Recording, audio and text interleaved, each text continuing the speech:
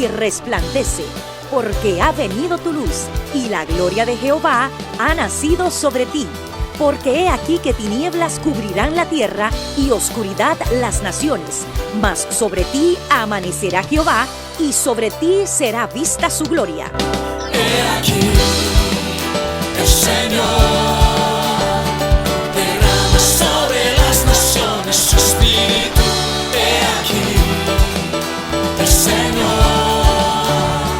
derrama sobre las naciones su espíritu, su gloria, su gloria. Ministerio El Amanecer de la Esperanza presenta su programa Voz de Restauración con el pastor Juan Radamés Fernández.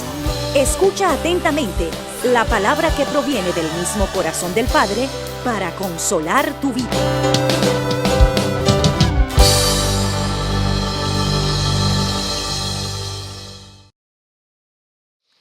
Te bendecimos en el nombre del Señor Jesucristo, nombre que está sobre todo nombre. Para nosotros como emisarios de Dios es una satisfacción muy grande poder darte la bienvenida a nuestra programación Voz de Restauración y orar al Señor por ti, por tu casa, especialmente que por medio de la palabra que a continuación será predicada, tu vida sea iluminada y Dios pueda tocar tu corazón y edificarte en una manera permanente. Reitero, eres bienvenido, bienvenida a nuestra programación Voz de Restauración. Y ahora juntos vamos a estudiar la poderosa palabra del Señor. Amén.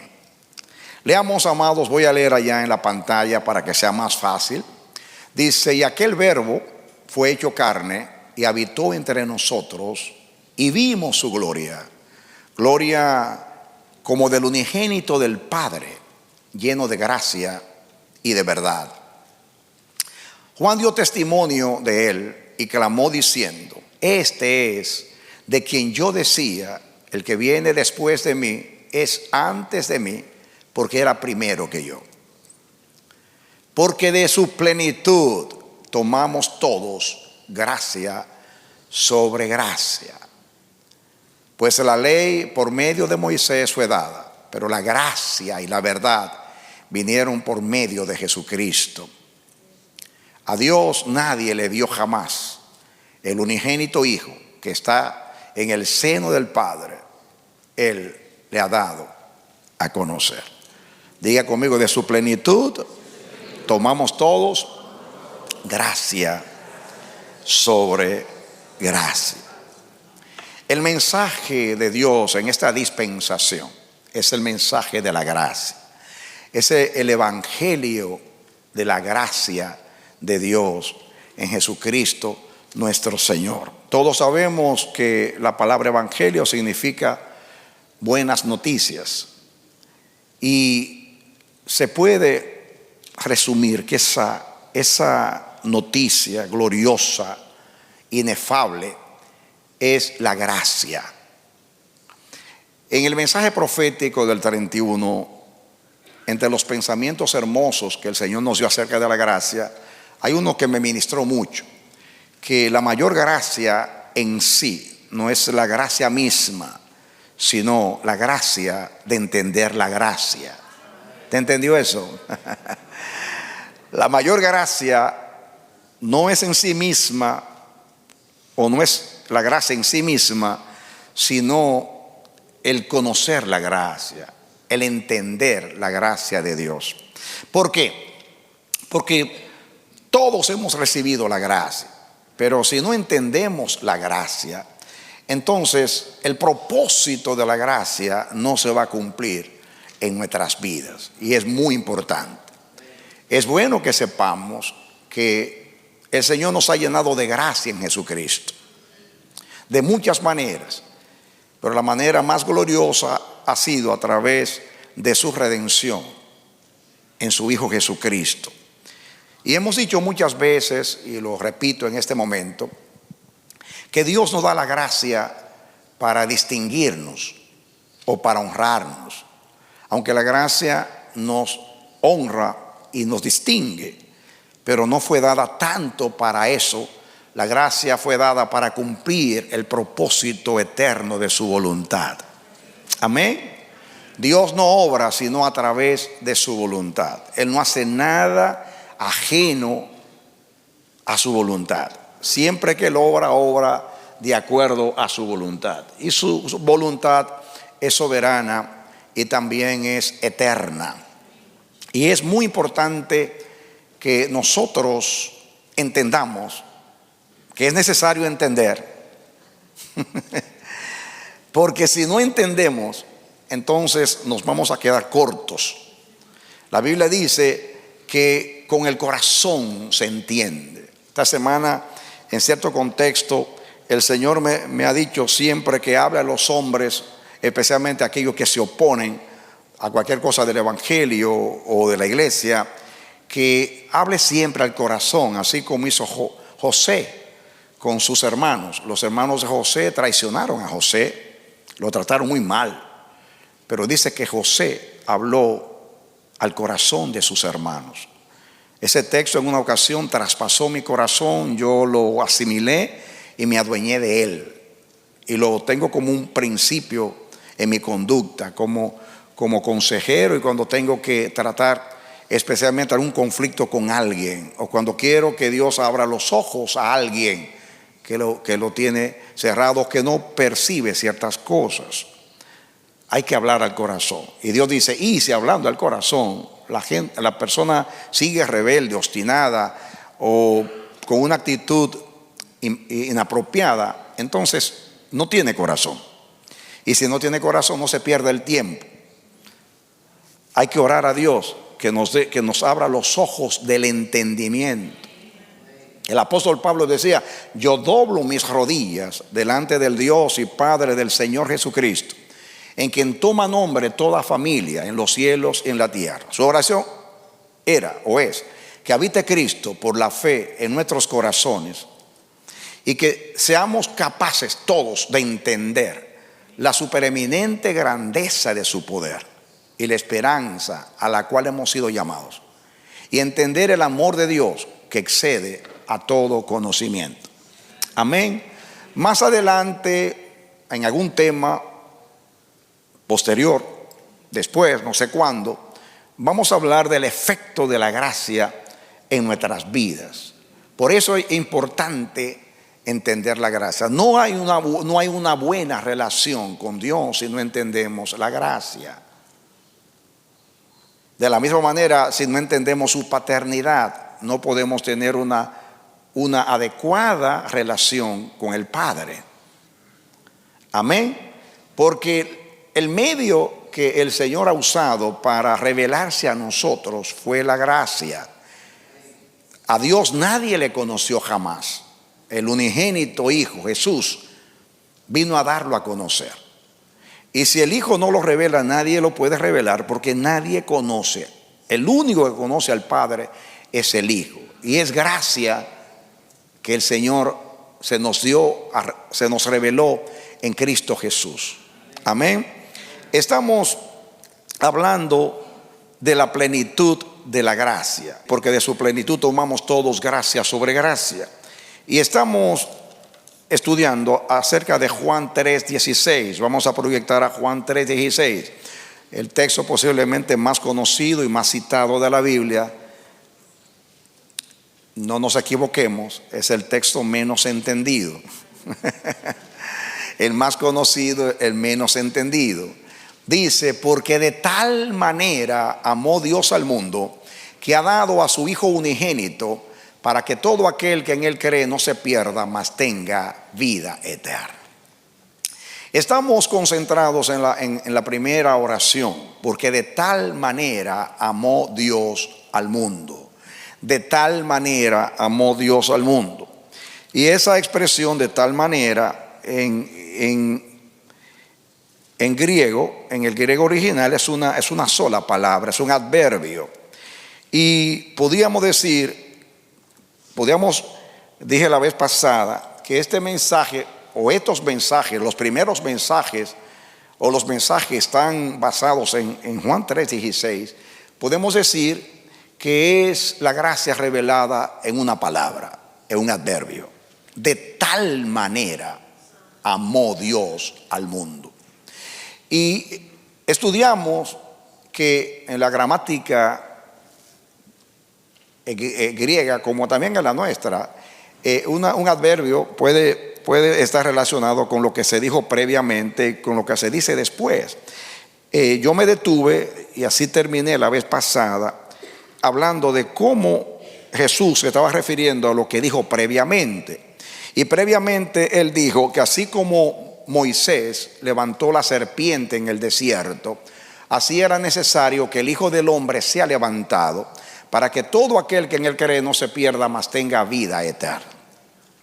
Leímos el incidente del desierto, donde Israel pecó contra Dios y ofendió al Señor. Y el Señor, como castigo, envió serpientes ardientes, venenosas, y miles del pueblo perecieron. Y el pueblo clamó a Dios. Entonces Dios ordenó a Moisés que tomara como una bandera, un asta, y levantara una serpiente, una imagen de una serpiente, y dijo: y todo aquel que mirara la serpiente era sanado. Y nos detuvimos ahí a hablar de lo profundo de esta revelación de Jesús. Porque ¿cómo es posible que, si es la serpiente la que mordió y mató a ese sinnúmero de personas, Dios use la misma serpiente como un medio de sanidad o de salvación? Parece algo incomprensible, pero hay un sentido muy profundo en esto. El que mire la misma serpiente, la serpiente que fue la que causó la mordida para matar, hay que mirar esa serpiente según Dios, y el que la mire creyendo era sanado. Entonces, nosotros sabemos que la serpiente que nos mordió a nosotros fue Satanás. En el principio, el diablo se convirtió en serpiente y a través del pecado mordió a nuestros padres. Y el pecado pasó a todos los hombres. Quiere decir que todos fuimos contaminados, fuimos enfermados, nos enfermamos de la enfermedad del pecado. Y era imposible para nosotros buscar un antídoto para librarnos de ese veneno. Pero Dios, que es rico en misericordia, por su mucho amor con el cual nos amó, diríamos, estando nosotros muertos por el pecado, por la serpiente, porque la serpiente es el diablo, el veneno es el pecado, y estábamos todos envenenados. Y dijimos que el antídoto contra el veneno de una serpiente es el mismo veneno. Los médicos identifican qué tipo de serpiente mordió a alguien, y en una dosis naturalmente estudiada científicamente se le inyecta a esa persona el mismo veneno de la serpiente, y la persona sana o es librada de la muerte. Lo mismo pasó en el Calvario. Jesús no tenía pecado, pero dice que por nosotros se hizo pecado. El que no tenía pecado, por nosotros se hizo pecado. Jesús nunca pecó, pero Dios lo tomó como representante nuestro, y todo el castigo de nuestra paz fue sobre él. En otras palabras, Jesús, haciéndose pecado, creó un antídoto contra el mismo pecado. Y haciéndose pecado, venció el pecado para él convertirse para nosotros en justicia de Dios. Amén. Entonces, denle aplausos, sí, alábelo.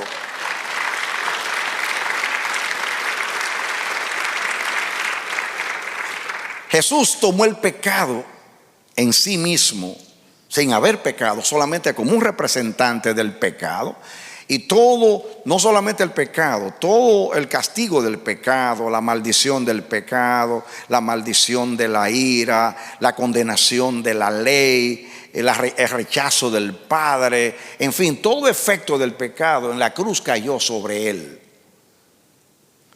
Entonces, haciéndose pecado, Él venció el pecado.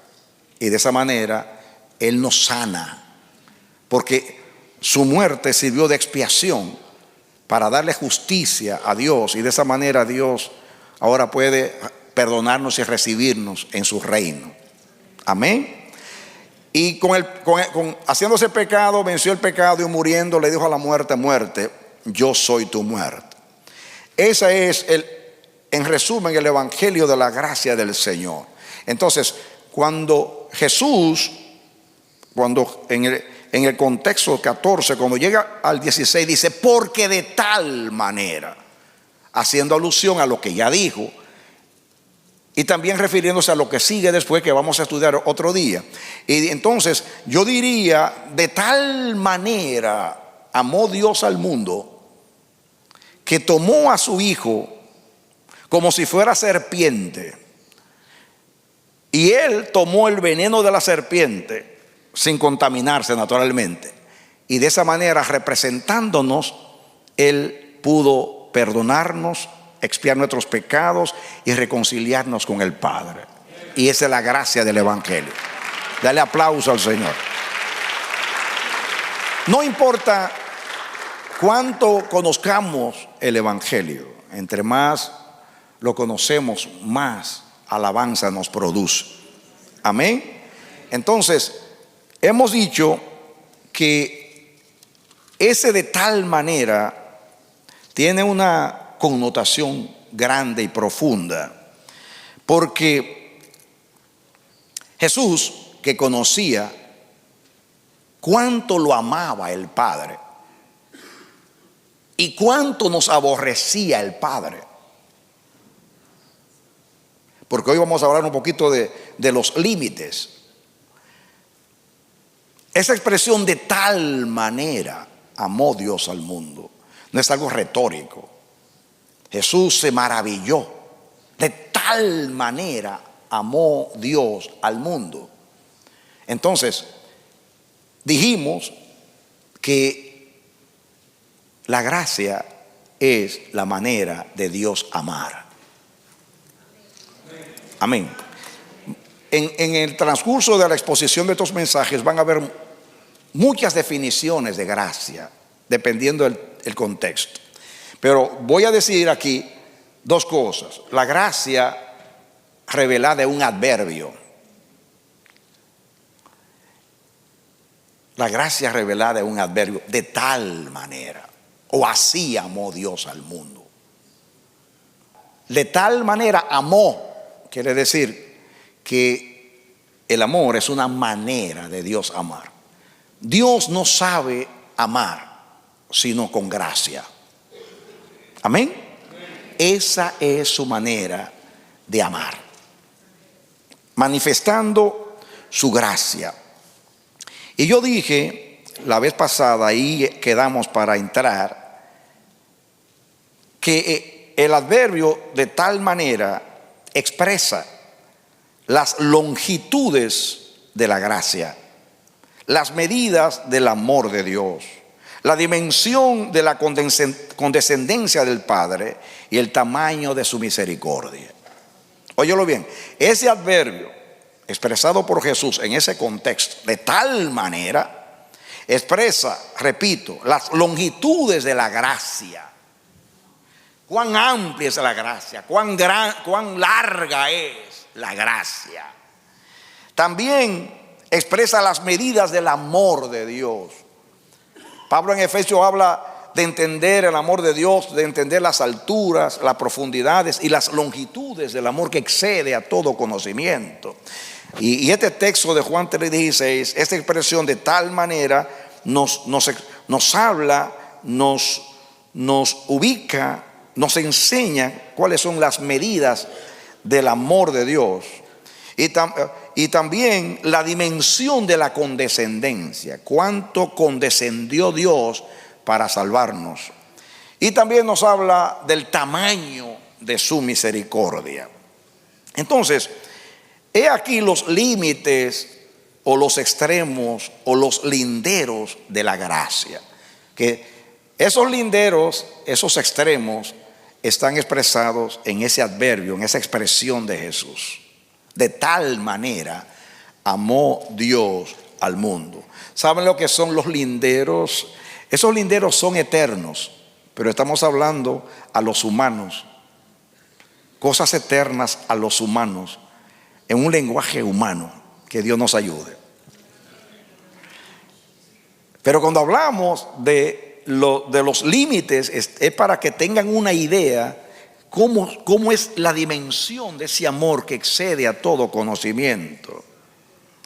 El primer extremo, ustedes saben lo que estoy diciendo, háganse de cuenta que estamos hablando de esa pared a esa pared, para que entiendan. Naturalmente, no es esa pared, es lo eterno de ese lado y lo eterno de este lado, para que usted pueda entender las dimensiones, las medidas del amor, de la misericordia, de la gracia de Dios cuando nos dio a su Hijo. Amén. Entonces, el primer extremo,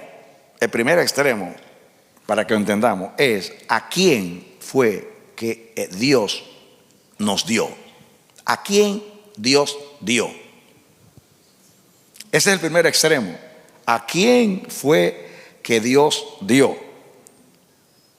Y el otro extremo es ¿para quién Dios lo dio? ¿Puede entender eso? El primer extremo, ¿a quién amó Dios? Y el segundo extremo es ¿a quién dio para manifestar ese amor?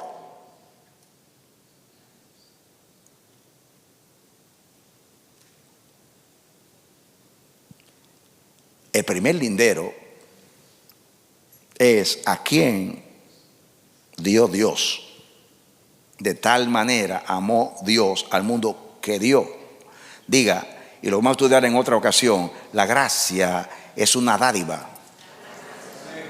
La gracia es un regalo. La gracia es un don. En este caso, Jesucristo. El primer lindero es ¿a quién dio Dios? Y el segundo lindero, ¿a favor de quién fue la dádiva de Dios? Solamente medite en esos dos extremos. ¿A quién fue que Dios dio? ¿Y para quién fue que Dios lo dio? Ahí usted puede entender de tal manera. Si no, no lo puede entender. Si Dios hubiera dado a un ángel, vamos a suponer a Miguel o a Gabriel, pues hubiera sido algo grande, porque está sacrificando a seres que son de alta jerarquía en el cielo. Pero no fue a Miguel que le entregó, ni fue a Gabriel, sino al unigénito del Padre, lleno de gracia y de verdad. Amén. Amén. Entonces la gracia se mide por el tamaño, por la medida de la dádiva. ¿Cómo se mide la gracia? Por la medida de la gracia, por la medida del don de Dios.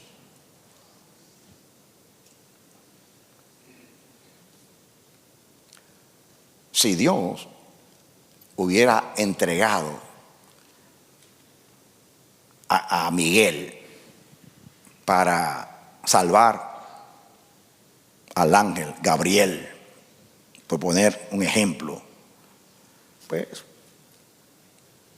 esos extremos, usted dice, bueno, Miguel puede ser un ser muy amado, muy honrado en el cielo, y Gabriel de la misma manera un arcángel, y diría que Dios estaba entregando un arcángel para salvar a otro arcángel, y eso no deja de ser misericordia.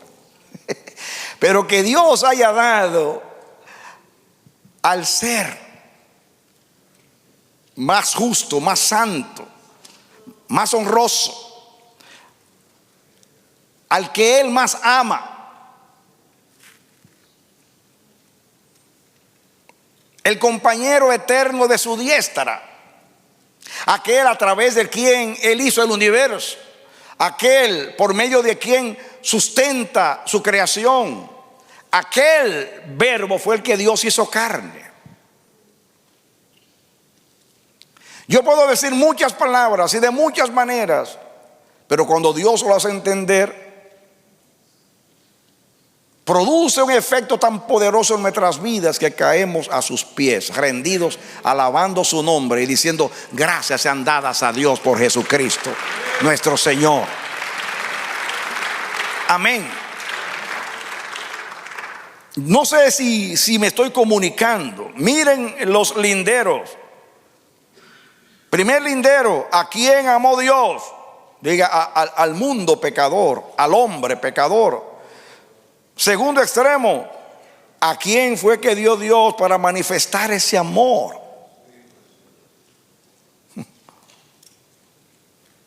Más adelante vamos a estudiar eso. Primer lindero: ¿a quién dio Dios? Segundo lindero o segundo extremo: ¿a favor de quién fue la dádiva de Dios? Ambos linderos nos asombran, nos maravillan.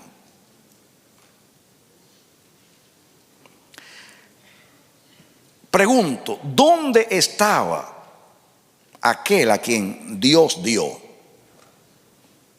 ¿Y dónde estaba aquel por quien Dios lo dio? Pensemos en la posición. ¿Dónde estaba aquel que Dios ofreció o lo dio como gracia? ¿Y dónde estaba aquel que Dios quiso salvar a través de ese don? Miremos la posición. Jesús, el unigénito del Padre, lleno de gracia y de verdad, estaba en el seno del Padre. Dice que Él estaba en el seno del Padre, teniendo una relación, una intimidad eterna con el Padre. Leímos en Juan que el que estaba en el cielo fue el que descendió del cielo, el Hijo del Hombre, que está ahora en el cielo, en la eternidad, en el lugar de la honra, el amado del Padre, lleno de gracia y de verdad. Su posición era el que estaba más elevado. No estoy hablando ahora astronómicamente o geográficamente, sino en cuanto a dignidad. Era el que estaba más elevado a los ojos del Eterno, el más valorado, el más estimado por el Padre. Pero ¿cuál era la posición de aquel a quien Él vino a salvar por medio de ese don? ¿Dónde estábamos nosotros? Lejos de la República de Israel, ajenos a los pactos y a las promesas, sin esperanza y sin Dios en el mundo. ¿Dónde estábamos nosotros? En el abismo de la perdición. Por eso el apóstol Pablo, cuando aplicó el evangelio a sí mismo y vio la gracia de Dios en él dijo: hay una cosa que es digna de ser recibida por todos, que Cristo vino al mundo a salvar a los pecadores, de los cuales yo soy el primero. Todo aquel que entiende va a decir: esto es digno de que todos sepan que Dios dio lo que más amaba por lo que menos amaba. Dios dio aquel que más le amaba por aquel que le aborrecía. De tal manera amó Dios al mundo, que dio al que más lo amaba para salvar al que más lo aborrecía. El que estaba más elevado para salvar al que estaba en el infierno, en el abismo, en el Seol. Miren los linderos del amor que excede a todo conocimiento. Dale aplauso al Señor. Amén. Aleluya. Cuando entendemos, cuando el Señor nos hace penetrar en el motivo de su amor, que no lo entendemos, ¿por qué me amó a mí? Vamos a decir también como el apóstol: yo era el primero de los pecadores y llegué a ser el primero en misericordia, porque Dios quiso hacerlo así. Él dijo: yo soy el más pequeño de los apóstoles y el más pequeño de todos los santos, porque yo perseguía a la iglesia de Cristo. Yo era 2 veces enemigo de Cristo. Primero, porque todos los hombres son enemigos por el pecado. Y segundo, porque yo me ofrecí para destruir este camino, el camino del evangelio. Sin embargo, Dios me eligió a mí como el apóstol y me usó más que todos los apóstoles. No yo, dice, por la gracia de Dios soy lo que soy.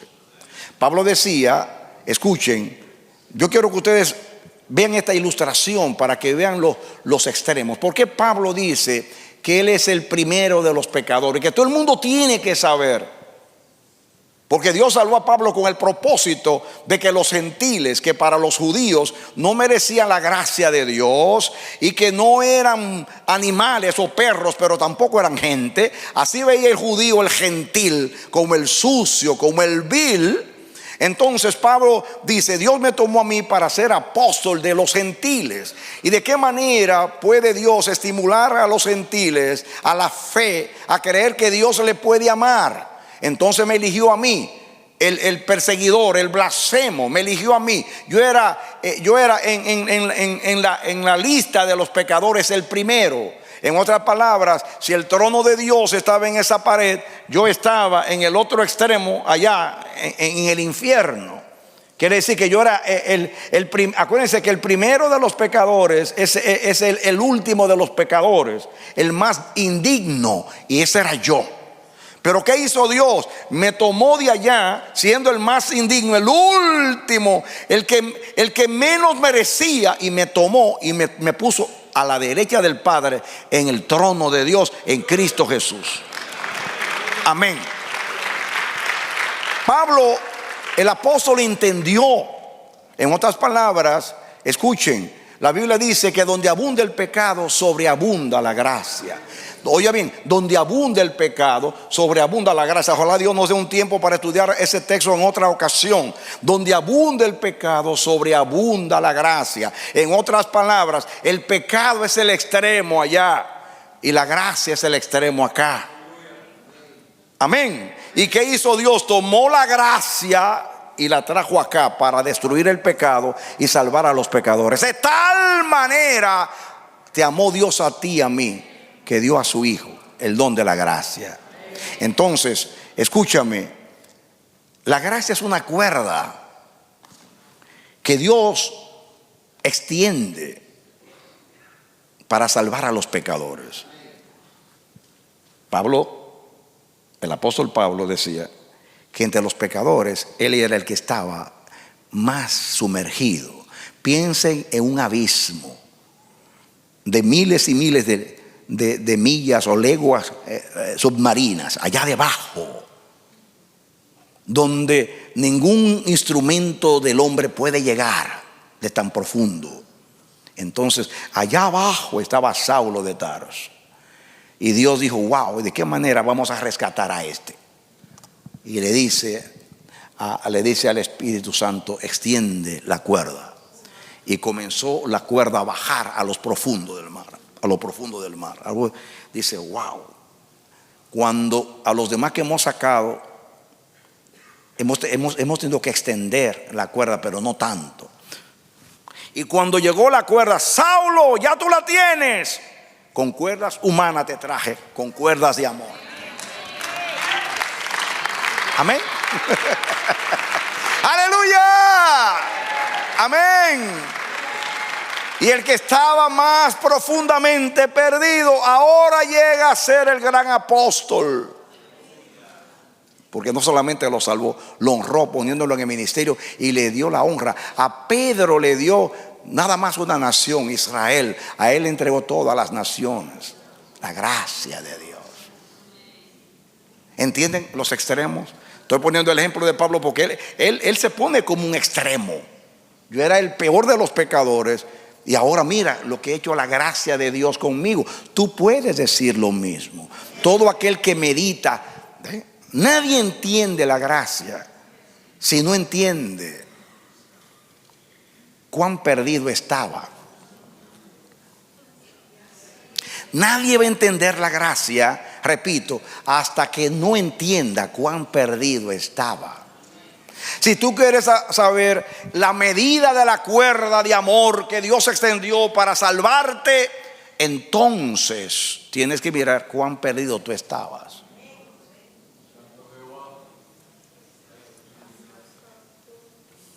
La revelación de la gracia comienza cuando Dios te revela cuán pecador tú eres.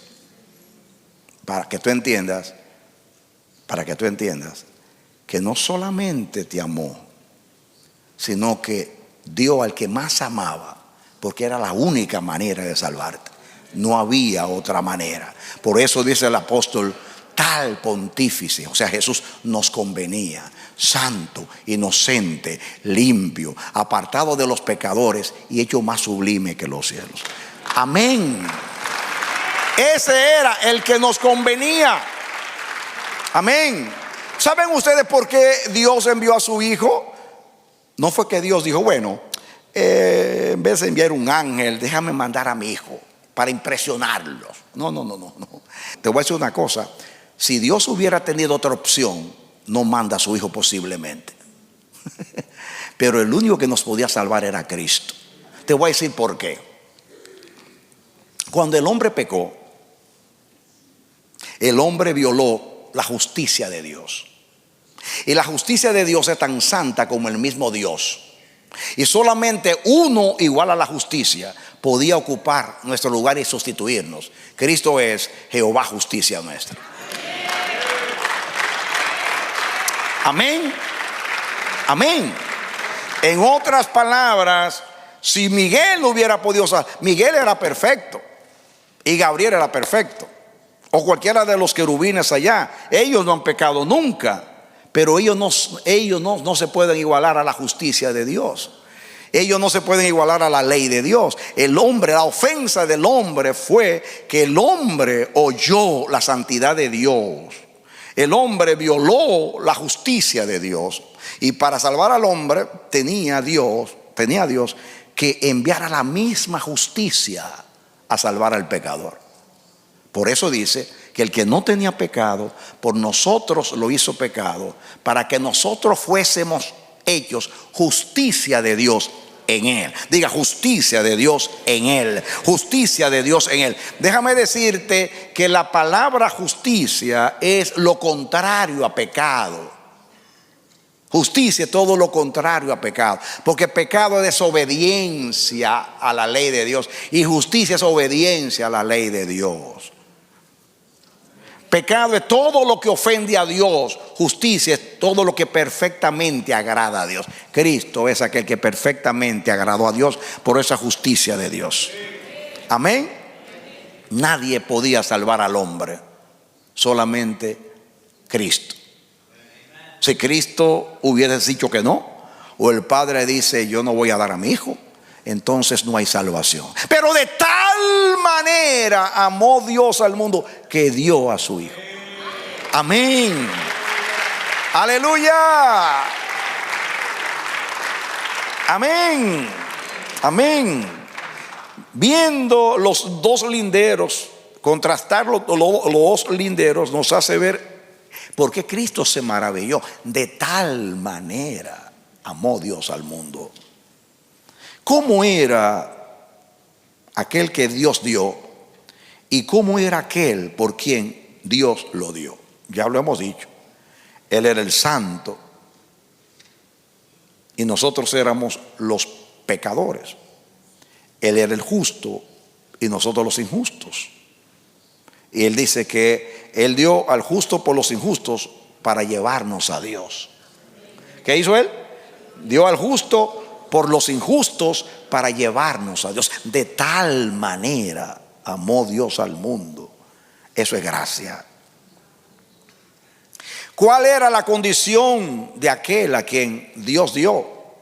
¿Y cuál era la condición de aquel por quien Dios lo dio? Piensen en eso solamente.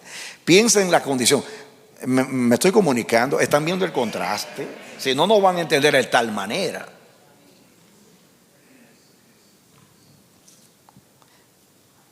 ¿Qué relación tenía el Padre con aquel a quien dio. ¿Y qué relación tenía con aquel, o sea, el hombre, por quien lo dio? Piensen en la relación.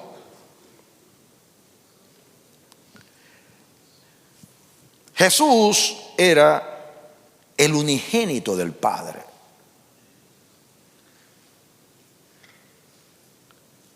Nosotros éramos los viles pecadores. Déjame decirte lo que significa eso.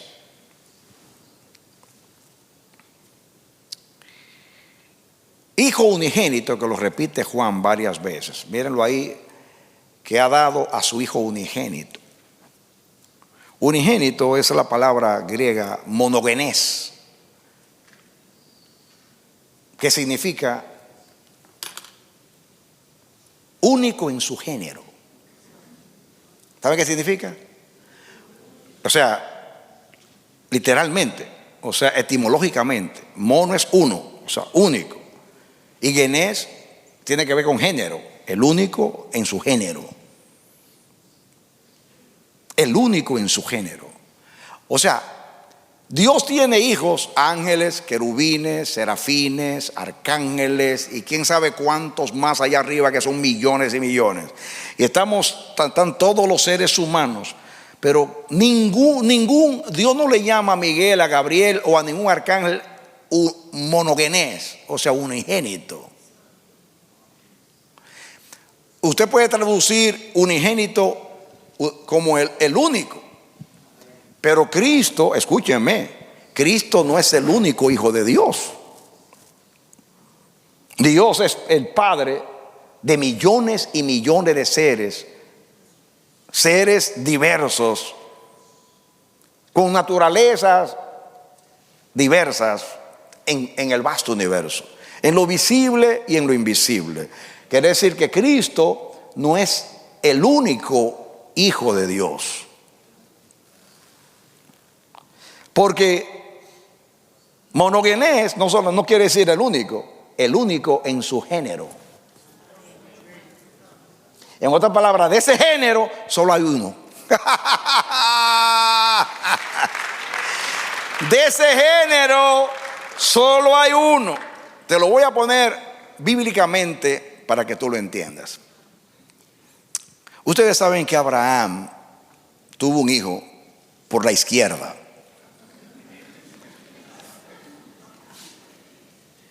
Llamado Ismael. Ustedes conocen la historia. No podía tener hijos, se desesperaron. Sara le propuso a Abraham que tomara a Agar y él la oyó y nació Ismael. Y Abraham amó a su hijo, no tenía ninguno, ese era el único.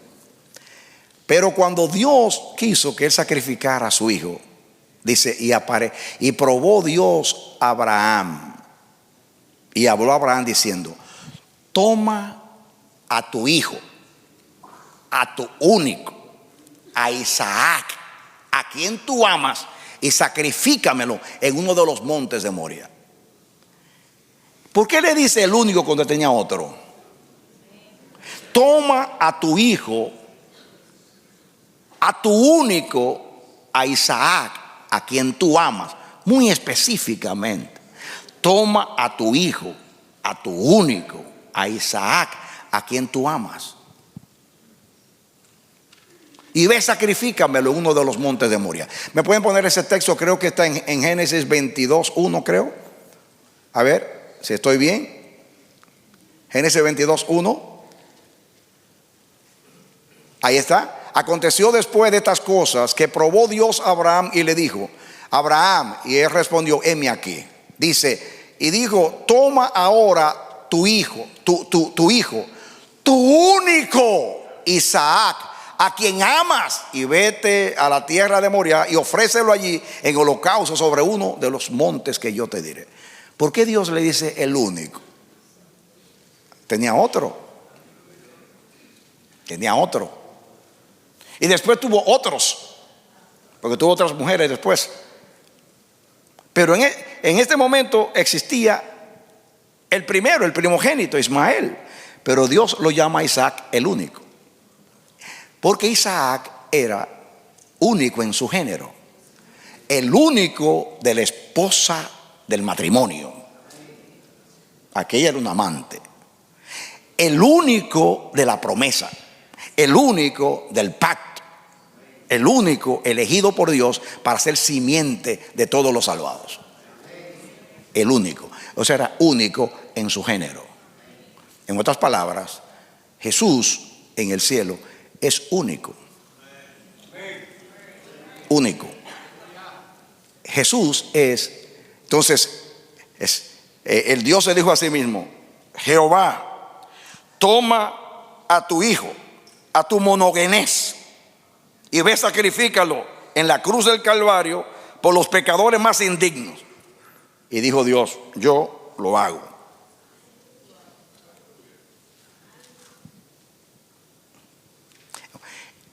Esa palabra que se repite tantas veces. Vamos a ver algunos versículos que menciona el unigénito, para que entendamos. Pensemos en 1:18, creo que leímos de Juan 1:18. A Dios nadie le dio jamás.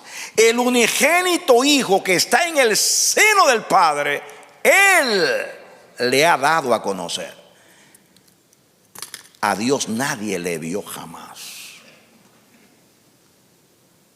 Wow, ¿de qué manera ha visto el monogenés a Dios que los ángeles no lo han visto? Porque aquí está hablando que está hablando en la tierra, ningún hombre lo ha visto. Pero si usted lleva esto a una trascendencia celestial, ningún ángel, querubín o serafín ha visto a Dios como lo ha visto el Hijo. Por eso el Hijo que estaba en el seno, ¿saben lo que es el seno? Era uno con el Padre. Estaba en el vientre del Padre, y entiendan el vientre no de una mujer, entiendan vientre, en el corazón del Padre, en las entrañas del Padre, en todo lo que es la persona divina del Padre. El único que conoce la intimidad del corazón de Dios, porque nadie se iguala a Él. Él es monogenés, digan monogenés, unigénito, uno único en su género.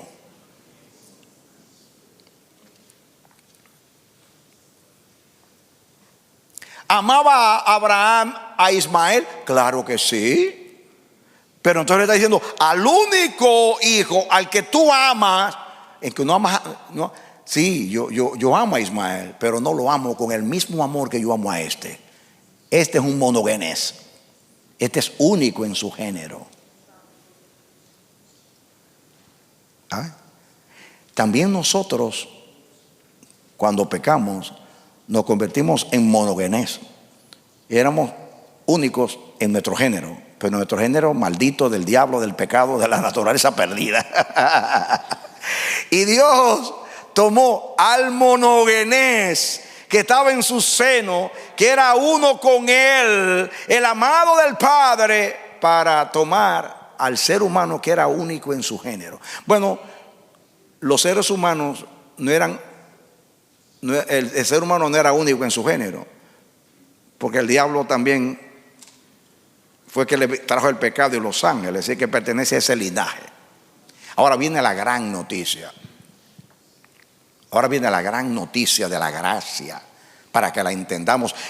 Y Dios solo podía decir esto en otra ocasión, pero Dios quiere que, ya que se metió en monogenés, escuchen lo siguiente ahora. Miren cómo se manifestó la gracia a nuestro favor.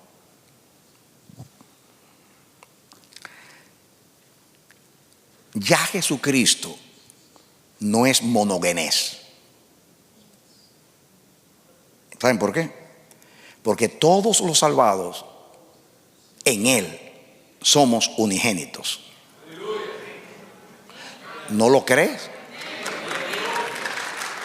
Escúchalo para que tú lo entiendas.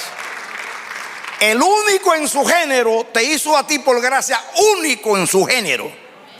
¿Qué quiere decir eso?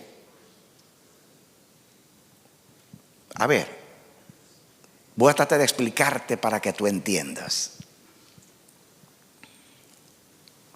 Ya te dije que Jesús era el único que te podía salvar, porque era el único que era justicia. Jesús nació en el vientre de María sin pecado. Jesús no nació porque tenía que nacer. Jesús nació para que tú nacieras. Para que tú nacieras de nuevo en Cristo. Él nació para que tú nacieras.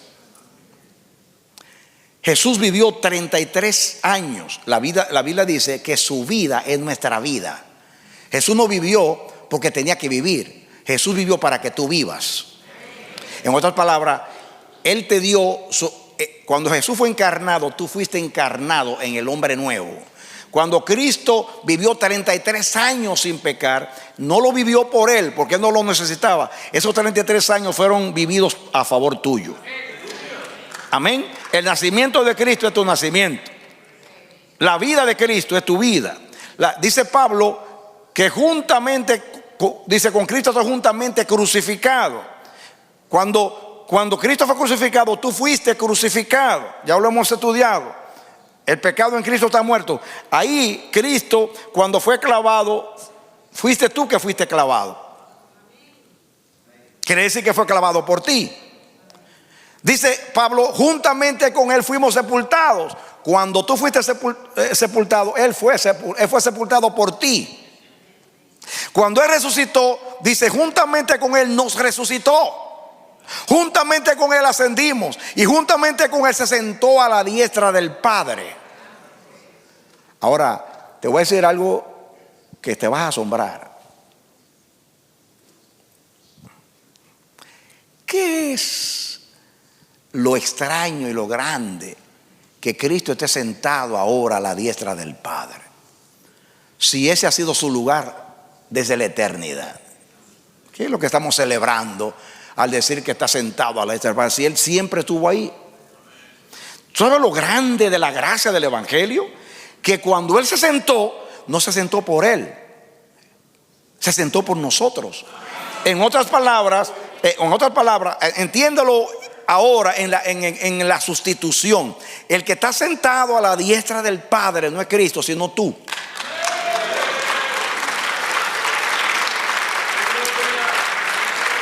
¿Tú entiendes eso? Trata de entenderme. No es que Cristo no está sentado, pero Él estaba ahí siempre.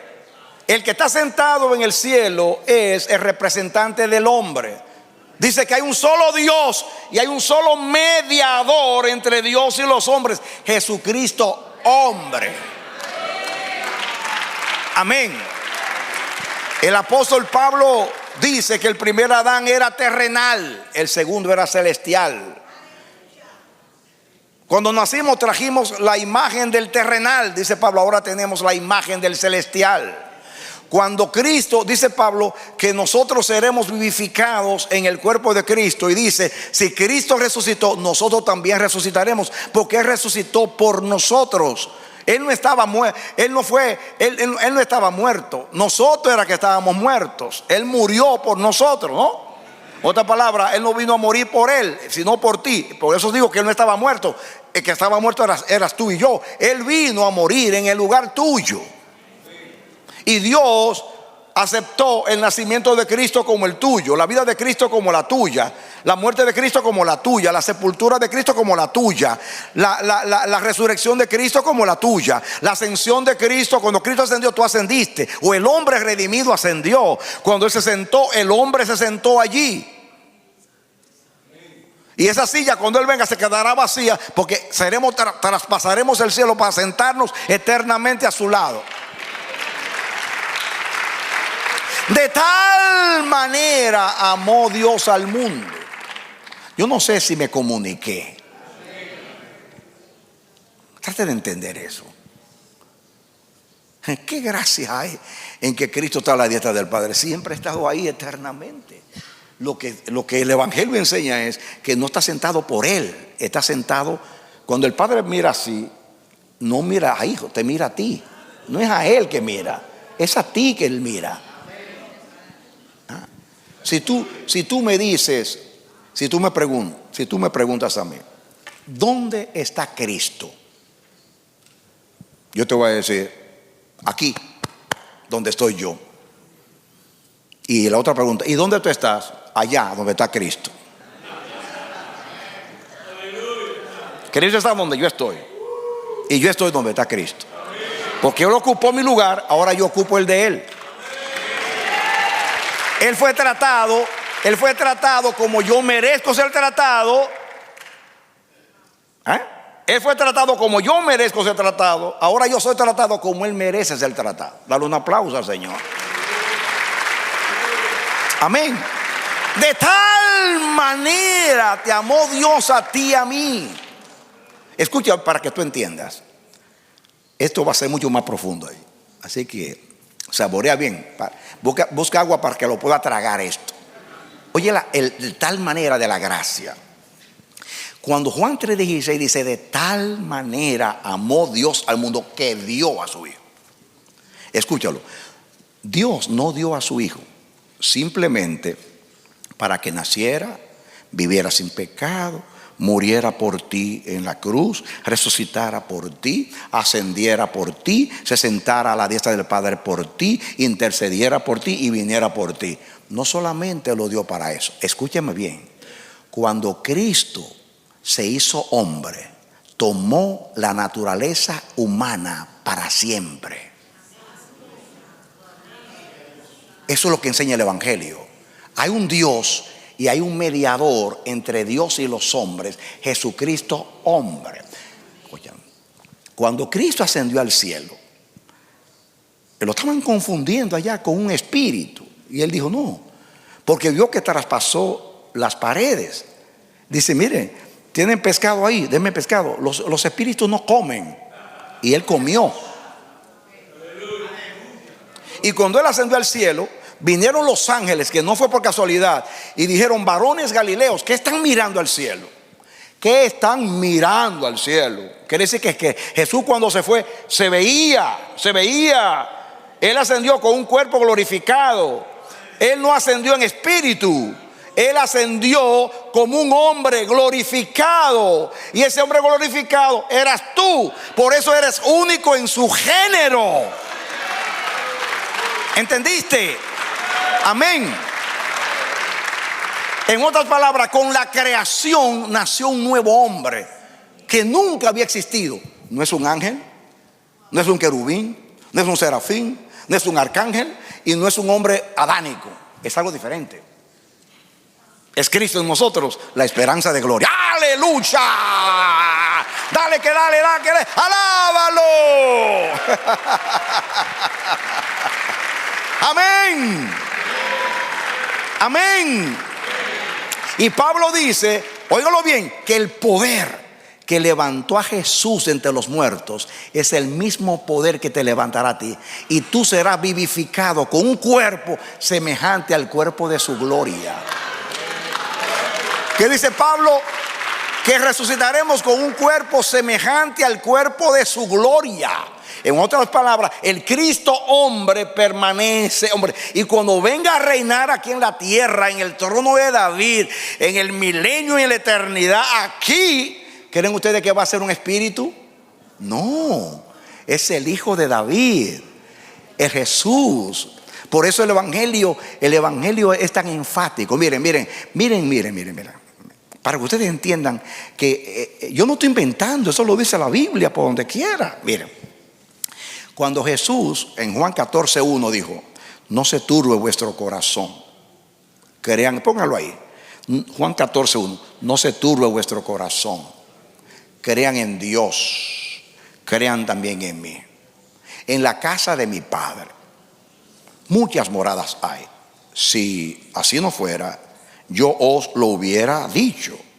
Voy pues a preparar lugar para vosotros. Sí. Y si me fuere y os aparejare el lugar, vendré otra vez y os tomaré a mí mismo, para que donde yo estoy, vosotros también estéis. Me tomaré a mí mismo. En otras palabras, no es un espíritu, no, ustedes van a ver, el mismo que fue a preparar lugar es el mismo que ustedes van a ver. Por eso le dijo a Tomás, palpate y ved que yo mismo soy. Yo no soy un fantasma. Yo soy, mete la mano, ve, yo soy.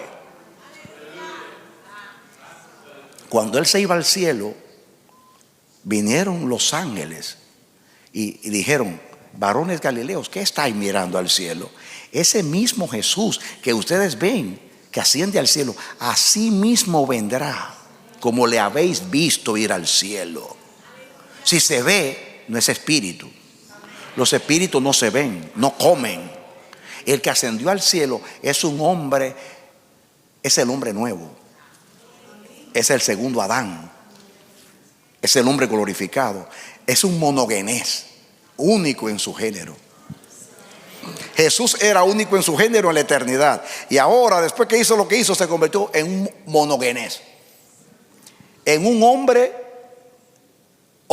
nuevo, un hombre distinto. No es Adán, es un segundo Adán, y es extraño,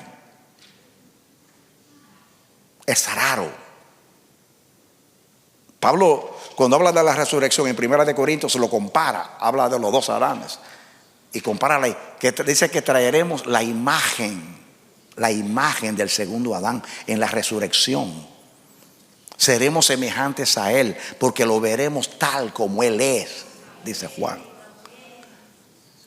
Dice Juan: el Hijo de Dios ha venido y nos ha dado entendimiento para conocer al que es verdadero. Y estamos en el verdadero, en su Hijo Jesucristo. Este es el verdadero Dios y la vida eterna. Y dice: así mismo vendrá como la habéis visto ir al cielo. ¿Usted está entendiendo? Acuérdense que estoy hablando de los linderos. O sea, imagínense el extremo. Los pecadores que Dios los vomitaba de su boca, ahora los llama mis hijos amados en quien tengo contentamiento. No lo creen, por eso no aplauden. Usted sí lo creo. Amén. Amén. Él no solamente murió por los pecadores, sino que tomó a los pecadores y le dio la justicia del Hijo para que sean semejantes al Hijo. Porque el propósito de Dios es que todos lleven la imagen del Hijo.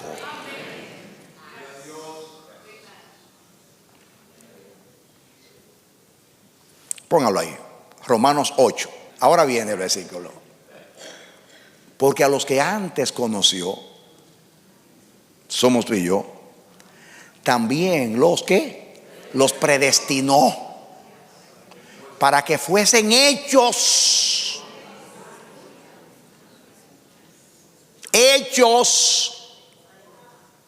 no remendados, no educados, no transformados, hechos, nuevas criaturas, hechos conforme a la imagen de su Hijo, para que Él, o sea el Hijo, sea el primogénito entre muchos hermanos. Entonces, ¿cómo Cristo va a ser primogénito de un linaje donde los demás son diferentes a Él? Si Él es el Hijo primogénito, entonces todos tienen la imagen del primogénito. ¡Aleluya! ¿Saben ustedes quién es el hombre nuevo que Dios ha creado dentro de ti? Es Cristo formado en nosotros. El mismo Cristo formado en nosotros. Así como el ángel, cuando el Espíritu Santo vino en María y puso en María la sombra, que dice, y vendrá, dice, el ángel le dijo, y dice, el Espíritu Santo vendrá sobre ti y el poder del Altísimo te hará sombra y lo que nacerá de ti será el Santo de Dios. En otras palabras, Dios puso la esperma divina en el vientre de María, o sea Jesús, y lo hizo nacer. El único hombre nacido de mujer que nació sin pecado, inmaculado, único en su género, aquí abajo. Tal como es Él, somos todos nosotros, porque llevamos la imagen del primogénito. Cuando el Señor nos hace nacer de nuevo, hace lo mismo que hizo el Espíritu Santo en María. Viene dentro de nosotros, aísla la parte dañada adánica que está en nosotros y pone un cigoto o huevo o esperma divino. Y el hombre nuevo tiene la imagen del que lo creó. Fue creado según Dios, dice la Biblia, en justicia y santidad de la verdad. No fue creado de carne, ni de sangre, ni de voluntad de varón, sino de Dios. Dale otro aplauso al Señor. Amén. Esto no es simplemente doctrina. Esa es la palabra iluminada, la palabra poderosa, que cuando usted la entiende, usted se vincula con Dios de una manera indecible y gloriosa. Pídele a Dios, revélame la gracia. Pídalo, revélame la gracia para que yo no caiga en desgracia.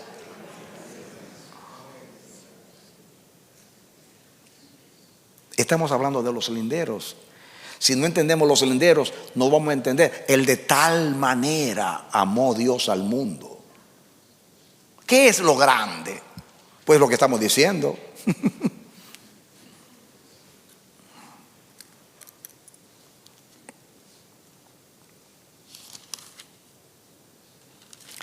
En resumen de esta parte, te voy a decir qué relación tenía el Padre con aquel que Él entregó o dio por nosotros, y qué relación teníamos nosotros con Él, para que veamos los extremos.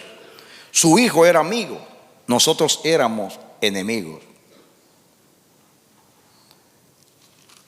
El Padre dio al justo por los injustos, dio al santo por los pecadores, al que estaba arriba por los que estaban más abajo, el que estaba más cercano a su persona y a su presencia por el que estaba más distanciado o lejos, o sea, el hombre. Son los extremos de la gracia. El Padre dio al digno por el indigno, al que más amaba por quien más lo aborrecía, el hombre. El Padre dio al que siempre le honró y lo dio a favor de aquel que siempre le deshonró. De tal manera amó Dios al mundo que dio a su Hijo. Dale otro aplauso al Señor.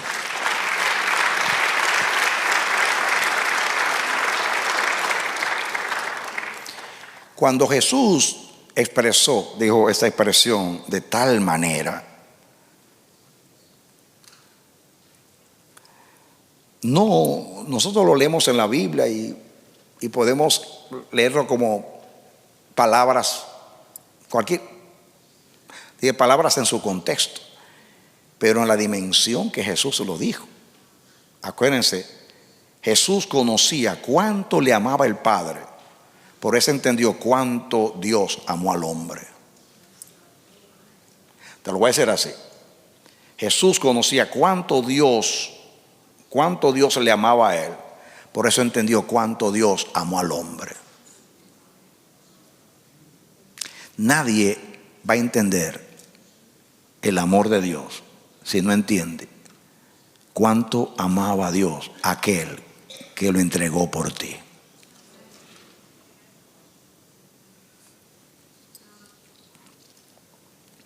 Jesús sabía quién era Él para el Padre, Él como hijo para el Padre.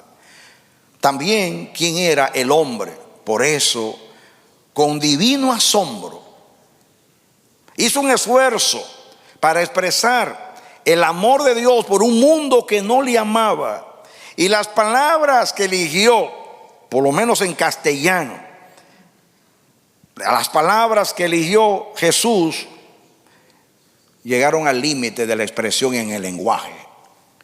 De tal manera amó Dios al mundo que dio a su Hijo.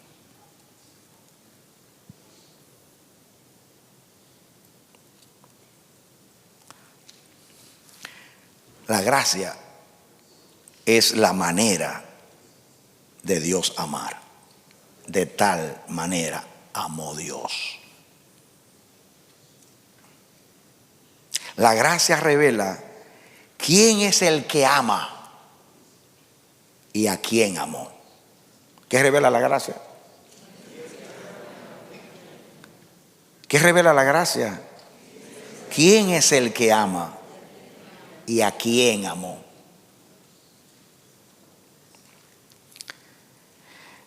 El que amó es el alto, el sublime, el que habita en la eternidad, cuyo nombre es el Santo. Y se manifestó su gracia descendiendo de lo más elevado y santo para salvar y hacer ascender a su diestra al más vil y despreciable de todas sus criaturas, el hombre perdido y pecador. En otras palabras, ese texto que está en Isaías dice que el alto y sublime, el que habita en la eternidad, cuyo nombre es el Santo, desciende para vivificar el espíritu de los quebrantados. Está hablando ahora para nosotros. Pero cuando Dios descendió, no fue para edificar a alguien que estaba quebrantado, sino al más asqueroso, al más vil, al más menospreciable de todas sus criaturas. Amén. El diablo nos hizo semejantes a demonios. Dios podía hacernos semejantes a los ángeles, pero no nos hizo semejantes a los ángeles, nos hizo semejantes a su Hijo. Hay una canción preciosa que dice: con ángeles nos igualó. Ángeles, no está diciendo nada el himno. No fue con los ángeles que nos igualó, fue con el monogenés, con el único en su género, para que nosotros fuésemos únicos en su género. Te lo voy a decir de una manera que tú lo entiendas. Si los ángeles y los que habitan en el cielo pudieran envidiar, no envidiaran a nosotros. Y te voy a decir por qué. Yo no sé en el cielo quién es la cabeza de los arcángeles. Yo no sé quién es. Cuando digo cabeza, se sobreentiende que Cristo es cabeza de todo. Yo estoy hablando que siempre Dios pone un capitán a alguien a dirigir. ¿De acuerdo? Yo no sé quién representa en el cielo a los arcángeles, ni quién representa a los querubines, ni quién representa a los serafines, ni quién representa a los ángeles. Pero tienen una cabeza. Entonces, los serafines le dicen al Padre, pero a los arcángeles, pero un momentito, nosotros nunca hemos pecado y siempre hemos estado contigo, y tú no nos pones a Jesús como cabeza aquí. Y dicen los serafines, también nosotros decimos lo mismo, tenemos al arcángel tal como cabeza y tú no nos pones a Jesús. Y mira quién le pusiste a Jesús como cabeza: a los pecadores, pero que ahora están redimidos por su sangre y son nuevas criaturas en Cristo Jesús. Wow.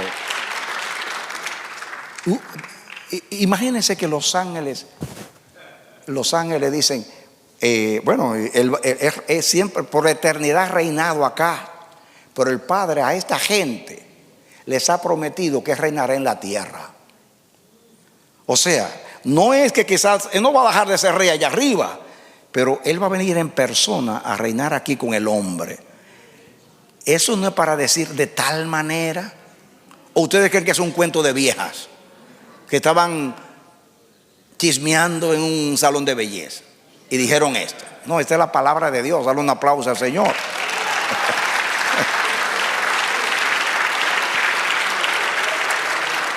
¿O no dice la palabra que Cristo es la cabeza de la mujer? La iglesia. ¿Y qué es la iglesia? Los redimidos. Cristo es la cabeza de los redimidos. Cristo es la cabeza de los redimidos.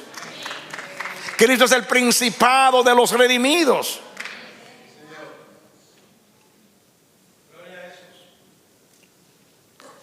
Aunque yo me imagino que también es cabeza de todo el mundo allá arriba. Pero en este caso de la aplicación es real lo que estoy diciendo. Escúchalo. Lo vil, lo menospreciado, eligió Dios. Ese es un extremo.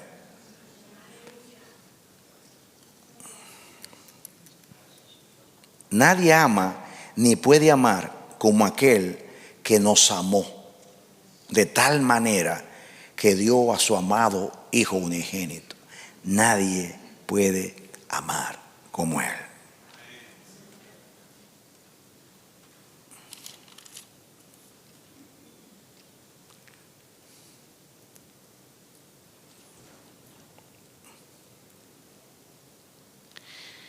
Yo quiero leer un pasaje de la Escritura. Acuérdense que el mensaje que estamos estudiando es que la gracia es la manera de Dios amar. Pues miremos este pasaje.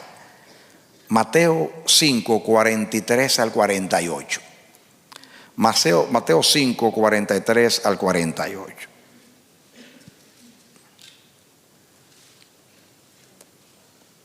Oísteis que fue dicho: amarás a tu prójimo y aborrecerás a tu enemigo. Esa es la ley. Escúchenme ahí. El prójimo merece ser amado, los enemigos aborrecidos, según la ley. Sigue, el versículo que sigue. Pero yo os digo, ahora viene el amor, la manera de Dios amar. La manera del hombre amar es amar al que me ama y aborrecer al que me odia. Pero la manera la manera de Dios amar es: pero yo os digo, amad a vuestros enemigos. Ese era el hombre para Dios, un enemigo. Bendecid a los que os maldicen. El hombre maldecía a Dios, ahora Dios lo bendice en Cristo. Haced bien a todos los que os aborrecen y orad por los que os ultrajan y os persiguen. Así ama el Padre. ¿Tú amas así? Así ama el Padre. Escuchen, para que seáis hijos de vuestro Padre que está en los cielos, que hace salir su sol sobre malos y buenos, y que hace llover para justos e injustos. Párense ahí. ¿Por qué nos está mandando a amar así? Para que seamos hijos de vuestro Padre. Es un hebraísmo. ¿Recuerdan ustedes en Efesios 2 que dice que nosotros éramos por naturaleza hijos de ira? La Biblia habla de los hijos del diablo, habla de los hijos de ira. Es un hebraísmo. Los hebreos usaban mucho ese hijos, hijo del diablo, hijo de Belial, hijo de la ira, hijo de cualquier cosa. Entonces dice aquí, en otras palabras, un hijo es aquel que tiene la misma naturaleza que su padre. Y dice esa palabra: tú quieres amar como Dios ama, ama con el tal manera. Porque esa es la manera de la gracia, amar como Dios ama. De tal manera amó Dios, para que seáis hijos de vuestro Padre, tengan la misma naturaleza, porque Él hace que el sol salga para todos, justos e injustos. En otras palabras, Él ama a los que no le aman, bendice a los que le maldicen y ama a los que le aborrecen. Y miren el versículo que sigue. Dice: porque si amáis a los que os aman, ese no es el amor del Padre. El que ama a los que le aman, ese no es el amor del Padre. ¿Qué recompensa tendréis? ¿No hacen también lo mismo los publicanos, o sea, los pecadores? Siguen. Y si saludáis a vuestros hermanos solamente, ese es el amor nuestro. Que nos saluda, los saludamos.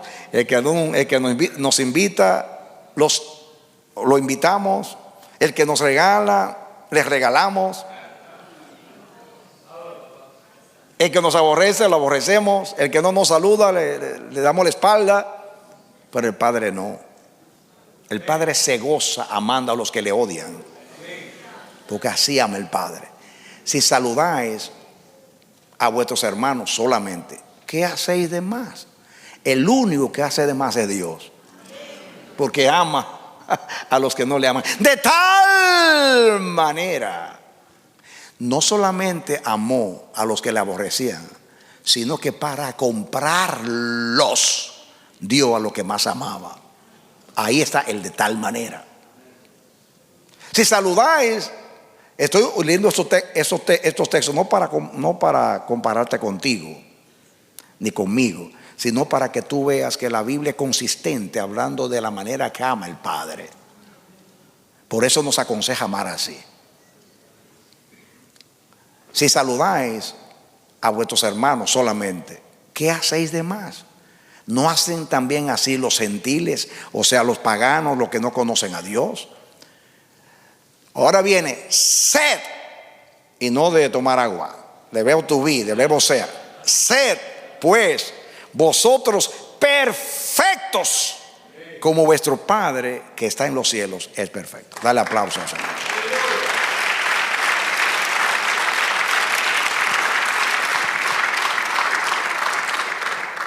El amor que procede de la gracia es el amor del Padre.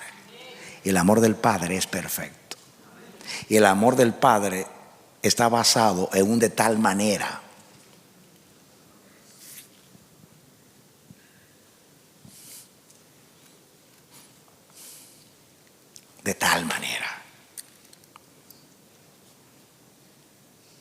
Voy a terminar con una definición de gracia que he comunicado a ustedes antes. En el Antiguo Testamento, o sea, en el hebreo, la palabra gracia procede de otra palabra muy parecida, cuya raíz, o sea, su origen, significa doblarse o inclinarse en bondad hacia un inferior, favorecer, compadecerse, tener piedad, tener misericordia. Gracia, la palabra gracia en el Antiguo Testamento es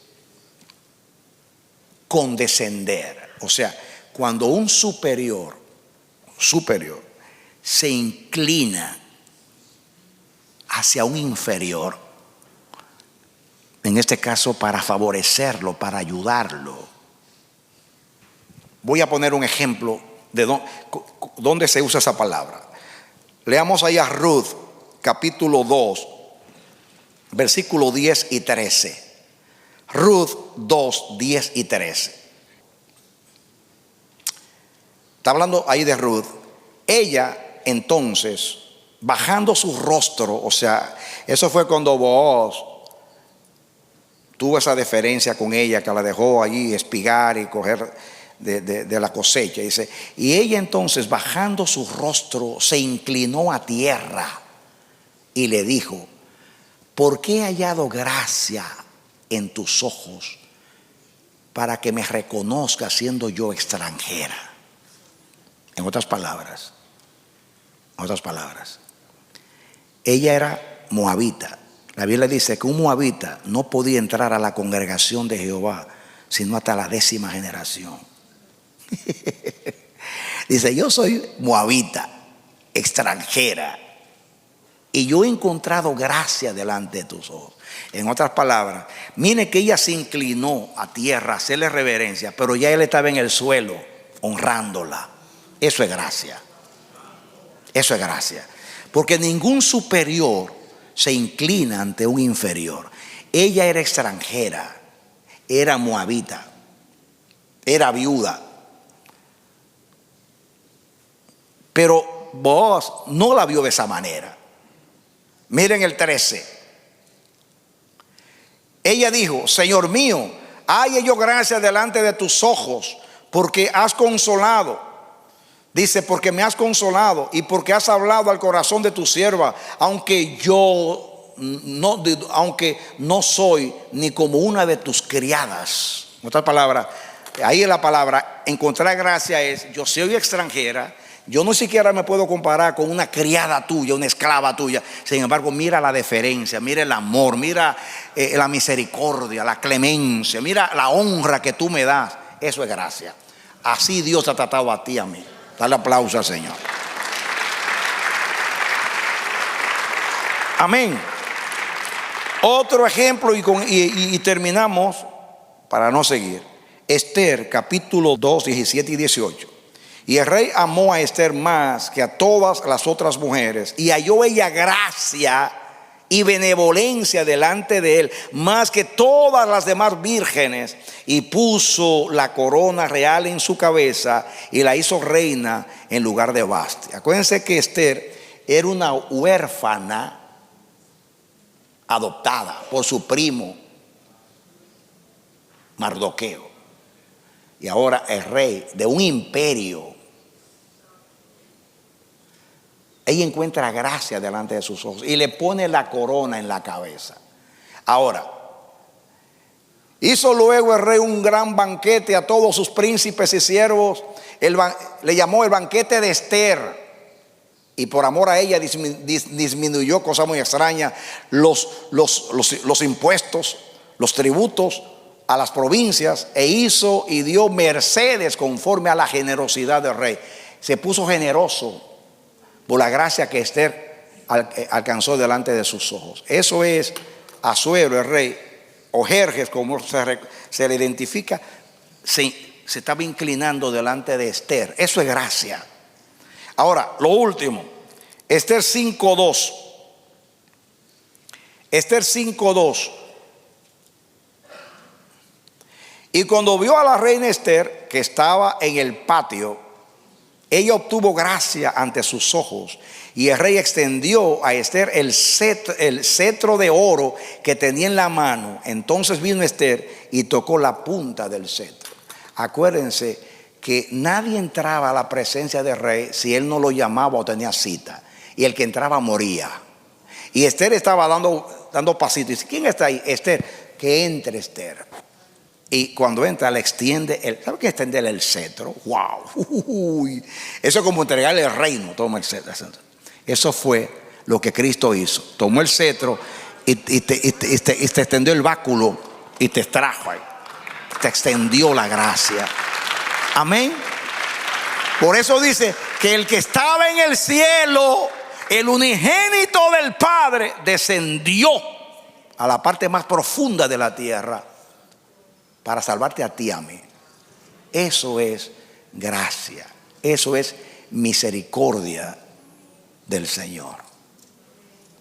Que Dios abra los ojos de nuestro entendimiento. Porque eso es cuando usted encontré gracia delante de sus ojos, es que usted no merecía nada. Y el Señor lo está tratando como si usted mereciera. Eso es gracia. Eso es gracia. Esto ilustra un poquito de lo que la gracia que nosotros hemos recibido en Cristo. Pero Dios quiere que nosotros no solamente entendamos la gracia, sino que nosotros valoremos la gracia. Porque hay quienes ni conocen la gracia, ni entienden la gracia, ni valoran la gracia. Pero vamos a seguir estudiando. Yo, porque no quiero extenderme más, pero yo espero que usted pueda entender hoy los límites a quién Dios dio y por quién Dios lo dio. Que era aquel que el Señor dio y quiénes éramos nosotros por quienes Él lo dio. ¿Qué logró el Padre con esa gracia? Convirtió a los pecadores en justos, a los enemigos en amigos, a los que le aborrecían en los que le aman, a los que estaban lejos, ahora cerca. Y si siendo enemigos fuimos reconciliados por la muerte de su Hijo, ¿cuánto más estando reconciliados seremos salvos por su vida? Dale aplauso al Señor. Amén. Amén, amén, amén, amén. Que caigan las escamas hoy de nuestros ojos, que miremos al Rey en su hermosura, que el Señor pueda tocar nuestros corazones, porque cuando entendemos la gracia nos hacemos deudores, porque la gracia no se puede pagar, pero nos hace deudores. Deudores. entonces usted va a ser motivado al amor y a las buenas obras. Usted no va, mire, todo cambia cuando usted entiende la gracia. A usted, Dios no tiene que rogarle para hacer algo. Miren la vida del apóstol Pablo, miren la vida de aquellos que entendieron la gracia. Y por eso Dios nos está hablando de la gracia. No es simplemente para que podamos recrearnos en lo que Dios ha hecho por nosotros, sino porque la gracia produce un efecto. Usted se siente deudor. Y así como Cristo hizo el sacrificio más grande que se ha conocido, usted de la misma manera, usted no va a escatimar nada por amor a Cristo. Usted no va, cuando llegue el momento del culto, por ejemplo, mire, estoy diciendo una cosa muy trivial, muy sin importancia, pero lo aplico porque nosotros somos tan pobres en el amor que tengo que ilustrar de esa manera. Nosotros, cuando vamos a darle algo a Dios, lo pensamos. Si está lloviendo, no voy porque está lloviendo. No voy a adorar a Dios porque está nevando. No le voy a dar a Dios porque si lo honro con el fruto de mi trabajo, entonces no voy a tener para pagar el alquiler. Y siempre estamos condicionando lo que hacemos. Pero el que ama a Dios, amado, el que entiende la gracia de Dios, ama como Dios ama. Va a amar a Dios como Dios te ha amado. No al nivel, a la medida de Dios, pero sí en el mismo efecto en tu vida. Y eso es lo que Dios quiere lograr. Oremos a Dios. Padre bueno, bendito y santo, gracias por revelarnos tu gracia. Mi oración es sencilla, Señor. Abre los ojos de nuestro entendimiento, que caigan las escamas de nuestros ojos, Señor. Revélanos las medidas de tu gracia. Revélanos las longitudes de tu amor. Revélanos, Señor, el tamaño de tu clemencia. Y que no solamente podamos entenderlo para explicarlo, sino para vivir como ese texto de Mateo 5. Que amemos, que seamos hijos del Padre, que amemos con ese amor perfecto. Eso es lo que produce, lo que produce la gracia en nosotros. Señor, por amor a tu nombre, yo bendigo a tu pueblo en el nombre de Jesús. Yo encomiendo la palabra hablada. Yo he hablado la palabra que me diste. Ahora, Señor, el efecto se lo dejo al Espíritu Santo. Toca nuestros corazones, Señor, en el nombre de Jesucristo. Por amor a tu nombre, produce en nuestros corazones el efecto poderoso de tu gracia. Yo bendigo a tu pueblo en tu nombre, en tu palabra y en tu pacto. Que el bien y la misericordia nos sigan siempre. Yo te bendigo a ti, mi hermano. Bendigo tu casa y ruego al Señor Dios Todopoderoso que te revele las dimensiones de su amor, de su gracia, para que tú puedas amar a Dios y tener siempre la motivación, la inspiración para servir a Dios como es digno de Dios. Esa es la oración mía a tu favor, en el nombre de Jesús. Que Dios te llene de la plenitud de la gracia de Cristo. Que Dios te bendiga y te dé la victoria en Cristo Jesús. Aleluya. Amén. Dele aplauso al Señor.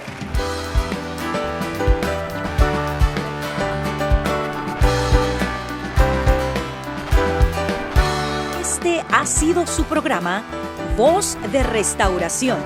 Si desea comunicarse con nosotros, escríbanos al P.O. Box 70, Bronx, New York 10473 o visita nuestra página web www.elamanecer.org. Nos despedimos hasta la próxima. Que Dios te bendiga.